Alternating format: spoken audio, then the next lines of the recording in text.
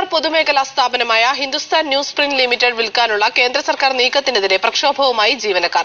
കോടികളുടെ വരുമാനമുണ്ടാക്കി നൽകിയ സ്ഥാപനത്തെ വിൽക്കാനുള്ള തീരുമാനത്തിന് പിന്നിൽ രാഷ്ട്രീയ കാരണങ്ങളെന്നും ജീവനക്കാർ ആരോപിക്കുന്നു. കേന്ദ്ര സർക്കാർ സ്വകാര്യവൽക്കരിക്കാൻ ഒരുങ്ങുന്ന കേരളത്തിലെ ഏക പൊതുമേഖലാ സ്ഥാപനമാണ് HNL.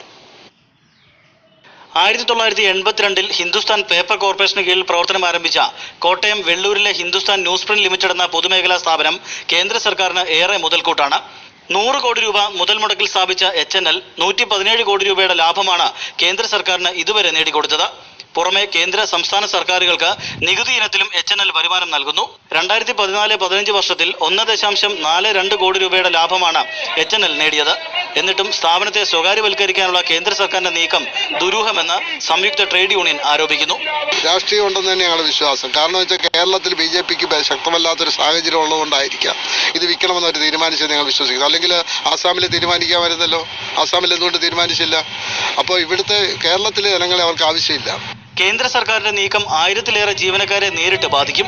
കൂടാതെ പത്രക്കടലാസ് ഉൽപ്പാദിപ്പിക്കാൻ ഈറ്റ, മുള, തടി എന്നിവ നൽകുന്ന തൊഴിലാളികൾക്കും ആദിവാസികൾ അടക്കമുള്ളവരെയും തീരുമാനം ബാധിക്കും. ഇക്കാലം അത്രയും ലാഭത്തിൽ പ്രവർത്തിച്ചു വരികയും ഉൽപാദനക്ഷമതയിലുമെല്ലാം കേന്ദ്ര പൊതുമേഖലയുടെ സാധാരണ സങ്കല്പങ്ങളെയൊക്കെ മറികടന്നുകൊണ്ട് 100%-ലധികം ഉൽപാദനക്ഷമത കൈവരിച്ചുകൊണ്ട് മാതൃകാ പൊതുമേഖലാ സ്ഥാപനമായി നടന്നു വരുന്നൊരു സ്ഥാപനമാണത്. ഇതിന് മിനിരത്ന പദവി പോലും കേന്ദ്ര സർക്കാർ ഈ HNL നൽകിയിട്ടുണ്ട്. 1,15,000 ടൺ ന്യൂസ് പ്രിന്റാണ് പ്രതിവർഷം HNL ഉൽപ്പാദിപ്പിക്കുന്നത്. സംസ്ഥാന സർക്കാരിന്റെ കൂടി സഹായത്തോടെയാണ് പ്രവർത്തനം. എന്നാൽ സ്ഥാപനം സ്വകാര്യവൽക്കരിക്കാനുള്ള നീക്കം സംസ്ഥാന സർക്കാരിനെ പോലും ധരിപ്പിച്ചിട്ടില്ലെന്ന് ജീവനക്കാർ പറയുന്നു. വിൽക്കാനുള്ള നീക്കത്തിൽ നിന്ന് കേന്ദ്ര സർക്കാർ പിന്മാറിയില്ലെങ്കിൽ രാജ്യ തലസ്ഥാനത്തേക്കും പ്രക്ഷോഭം വ്യാപിപ്പിക്കാനാണ് ജീവനക്കാരുടെ തീരുമാനം.